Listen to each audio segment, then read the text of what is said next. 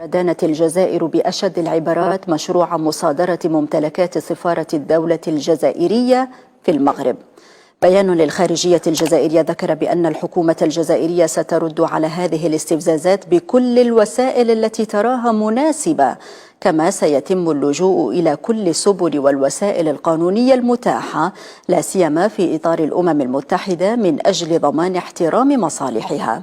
المصدر ذاته لفت إلى أن الجزائر تعتبر بأن ذلك يشكل انتهاكا جسيما لاحترام وواجب حماية الممثليات الدبلوماسية لدول ذات سيادة الذي تكرسه القوانين والأعراف الدولية، مضيفا أن المشروع المغربي الذي يتنافى مع الممارسات الدولية المتحضرة ينحرف بشكل خطير عن التزامات اتفاقية فيينا حول العلاقات الدبلوماسية التي تفرض على المملكة المغربية احترام وحماية السفارات الموجودة على ترابها مهما كانت الظروف. الجزائر تدين اليوم الأحد بأشد العبارات ما سمته مشروع مصادرة ممتلكات سفارة الدولة الجزائرية في المغرب، مؤكدة أن الحكومة الجزائرية سترد على هذه الاستفزازات بكل الوسائل التي تراها مناسبة وفق ما جاء في بلاغ للخارجية الجزائرية. والبيان يضيف أن الجزائر تعتبر أن ذلك يشكل انتهاكا جسيما لاحترام وواجب حماية الممثليات الدبلوماسية لدول ذات سيادة التي تكرسها القوانين والأعراف الدولية، وأن الحكومة الجزائرية سترد على ما سمتها الاستفزازات بكل الوسائل التي تراها مناسبة.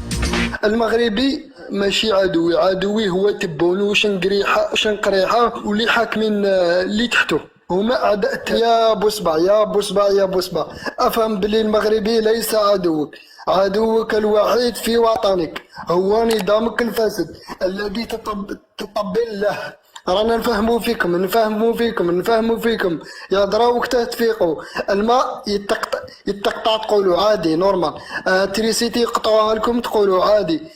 فيقوا وقتها تفيقوا، وقتها تفيقوا. المغربي انا بالنسبه لي ماشي عدوي هو تبون وشنقريحه هما اعداء تاعي. وفرنسا اللي تحكم في النظام تاعكم. المغرب شوف، المغرب ما تحقركش، المغرب جامي تحقرك، تعطيك حقك. المغاربه الناس كرامه الله يبارك عليها. وتبون وشنقريحه الاحرى ما يامنوش بها، يامنوا بها رب وصبعه المبردع هو اللي امن بها، يامن برك. تقول له روح نديروا حرب مع المغرب، يروح يدير الحرب مع النظام. هذاك هو بوصبع اللي راهو هالك البلاد.